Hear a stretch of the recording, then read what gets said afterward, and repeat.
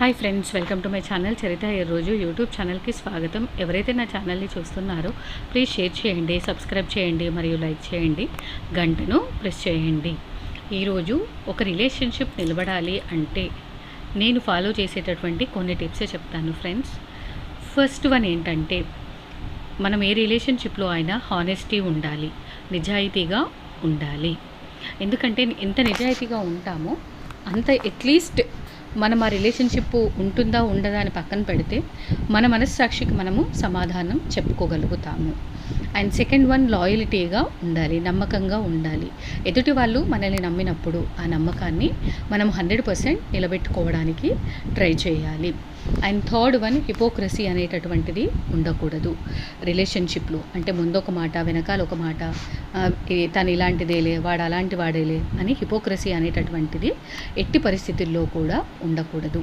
అది ఎలాంటి రిలేషన్షిప్లో అయినా సరే, ఏదైనా చెప్పేది ఉంటే మనం ఫేస్ టు ఫేస్ మొహం పైన చెప్పేసుకుంటే అంతా క్లియర్ అయిపోతుంది. Next one, adjustments. కొన్ని అడ్జస్ట్మెంట్స్ చేసుకుంటాం. ఒక బెస్ట్ ఫ్రెండ్ ఉన్నాడు అనుకోండి, వాడికి ఏదైనా ఒకటి బ్యాడ్ హ్యాబిట్ ఉంటుందనుకోండి, అంటే ఎక్కువగా ఉండేటటువంటి బ్యాడ్ హ్యాబిట్ కాకుండా నార్మల్గా ఒక బ్యాడ్ హ్యాబిట్ ఉంటుంది. నా ఫ్రెండ్కి ఒక బ్యాడ్ హ్యాబిట్ ఉంది.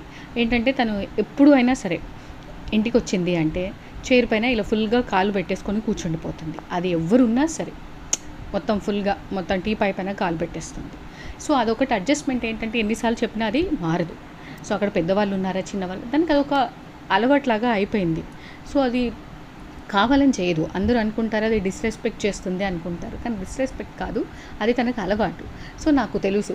సో నేను దాని నేచర్ అది కాబట్టి నేను అలాంటివి పట్టించుకోను. సో అలాంటివి ఏమన్నా కొన్ని మీకు నచ్చినటువంటి హ్యాబిట్స్ ఉంటే వాటిని అడ్జస్ట్ చేయండి. నెక్స్ట్ ఫిఫ్త్ వన్ ఏంటంటే, యాక్సెప్ట్ చేయండి.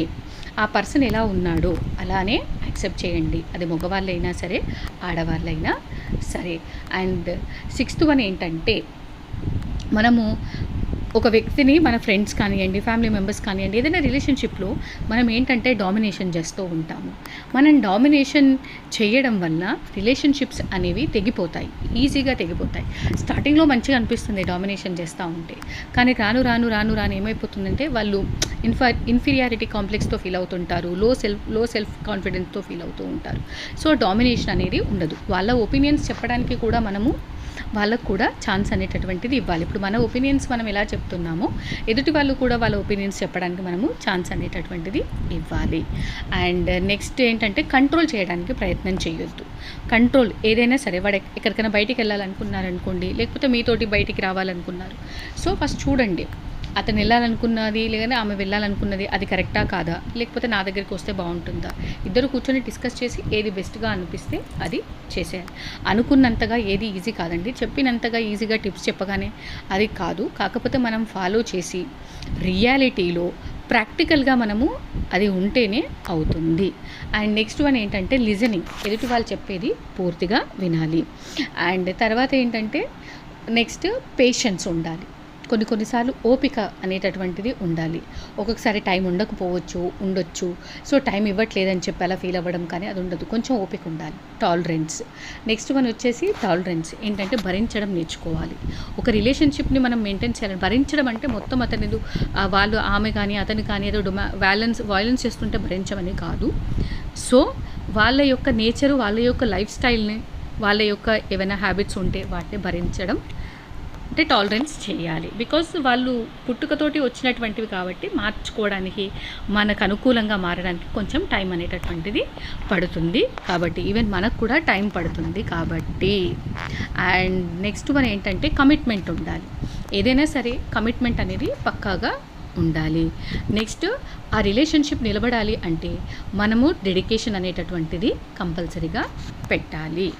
డెడికేషన్ పెడితేనే పనులు ఎలా అవుతాయో ఒక రిలేషన్షిప్ కూడా నిలబడుతుంది. అంతేకాకుండా ఒక రిలేషన్షిప్ అనేది ప్రతిసారి ఒక్కరే నిలబెట్టుకోవాల్సిన అవసరం లేదు, రెండు వైపుల నుంచి రావాలి. ఎప్పుడైతే రెండు వైపుల నుంచి ఒక రిలేషన్షిప్ నిలబడాలి అని అనుకుంటారో అప్పుడే ఆ రిలేషన్షిప్ నిలబడుతుంది. కానీ వన్ సైడ్గా ఉంటే ఆ రిలేషన్షిప్ అనేది ఉండదు.